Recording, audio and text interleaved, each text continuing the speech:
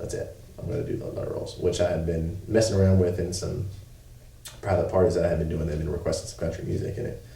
I was like, I got this. I'll do that. So I did Thunder Rolls, and then, you know, the whole grunge movement hit. And when grunge rolled in, it was that new wave of music, you know what I mean? It was so different from the hair metal and everything that had been out prior to that. And my dad actually got into it first, and he was like, you need to listen to this. You need to listen to this. And then I heard Pearl Jam and Jeremy, and that I was like, this is what I want to do. This is what I want to listen to right here. This is the kind of music that I want to be into right now. So I moved into that, and then Jeremy was probably one of my absolute favorite songs, but I think that Black, the one that I decided to go with, was definitely a better choice, just for the simple fact that I really connected with that song more than I did with Jeremy. It was more the style that I wanted to do at the time and things like that. So did that, and then we did a Lifehouse song, did Everything, which was a very special song to me, and I did a little bit of Creed, which I don't care who hates Creed. Creed was the shit, man.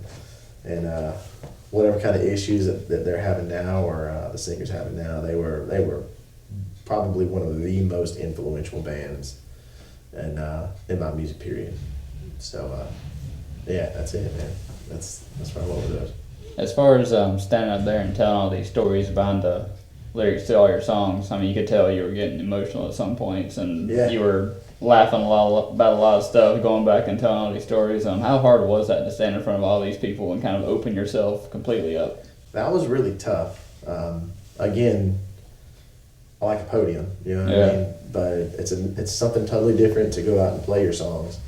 And people don't really know what they're about. You know, everybody gets their own take of what the songs are, which really I think is how it should be. I always hate when people come out and, you know, do a show and they're telling you all about what the song's about. And it's like, I want to get my own adaptation on what the song is.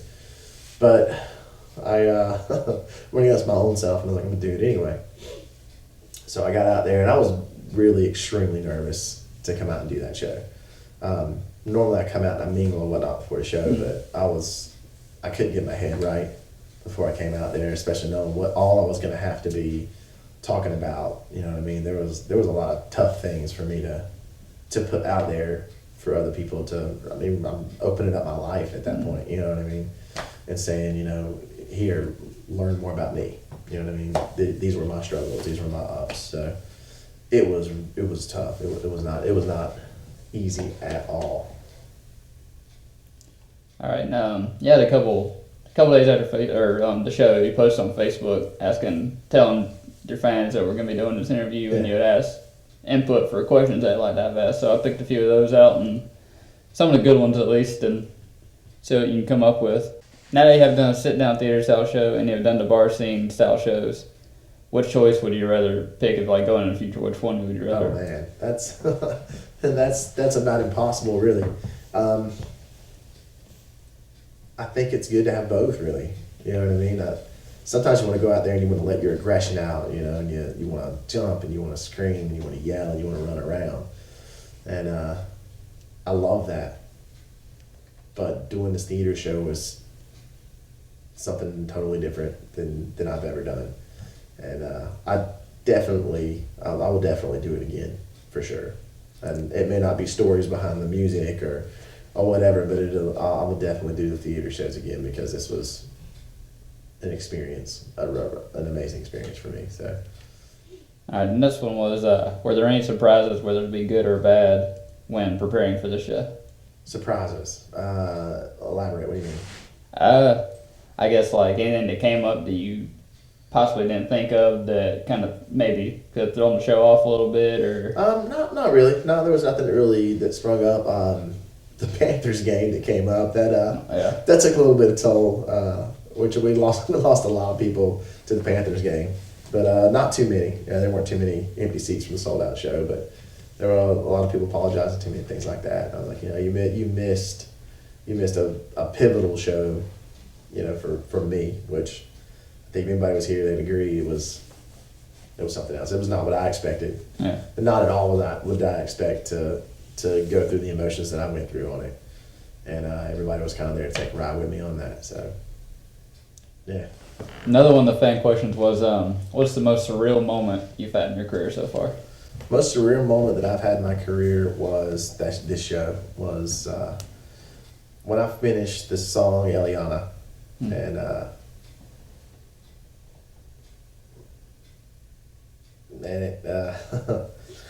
it it really took a lot out of me to do that song the way that we did it, and I'm not a very publicly emotional person, but I was crying and I about got lost in the feeling of where I was at when I wrote that song, and somebody yelled my name and it was on the back, and then that was the moment where I was like, and that was surreal.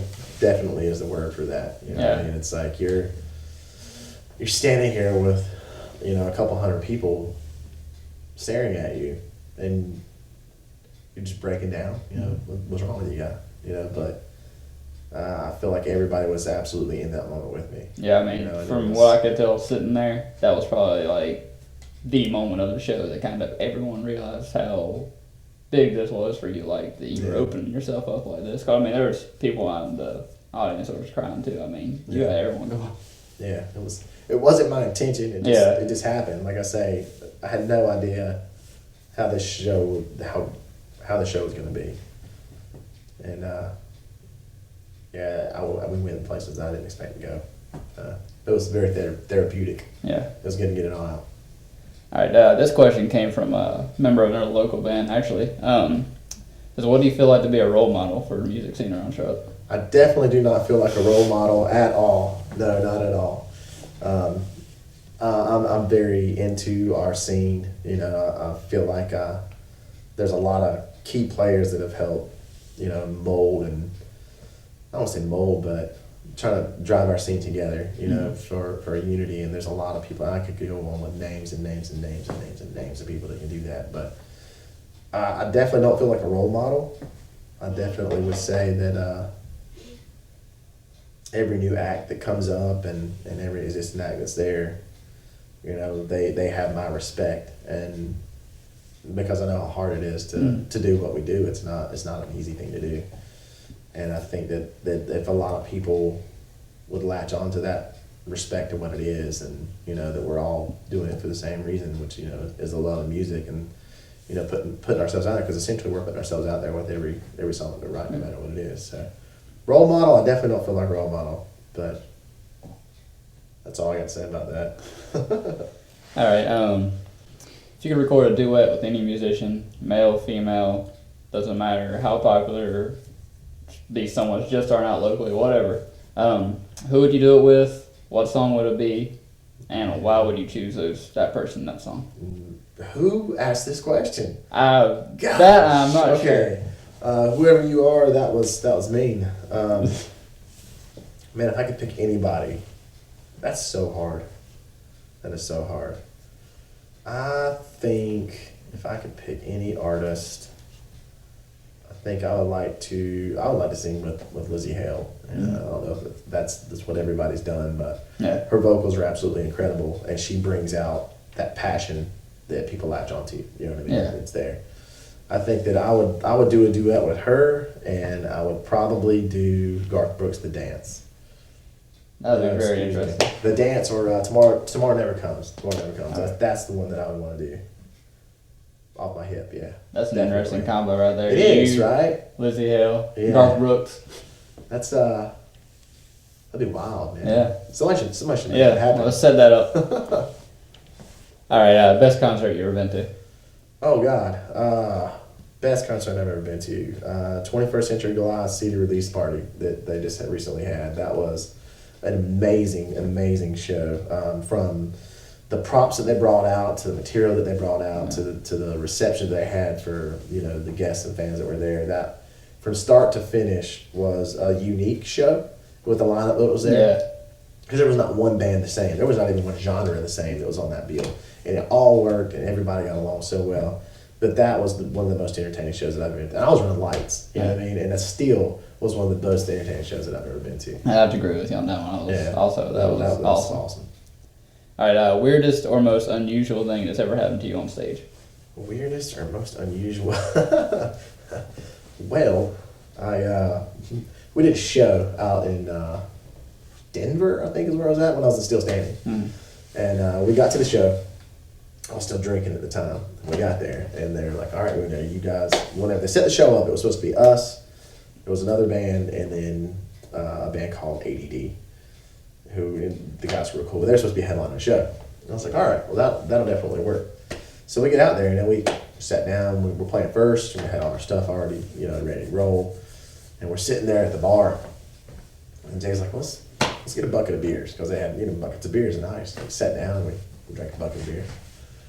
We're like, all right, let's have one more before we go out there. So we sat down, the three of us, and we drank another bucket of beer. They came up to us, and they're like, hey, you guys are going to have to headline. We're like, what?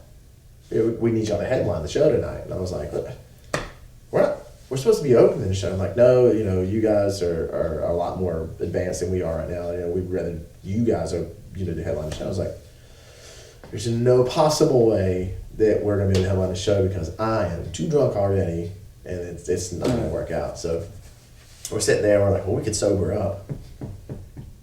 No. We had a few more buckets of beer. And by the time that we got everything done and got to get up on stage, the other bands that played, we were standing in front, throwing this, rocking out, throwing down with them, man. They were fantastic.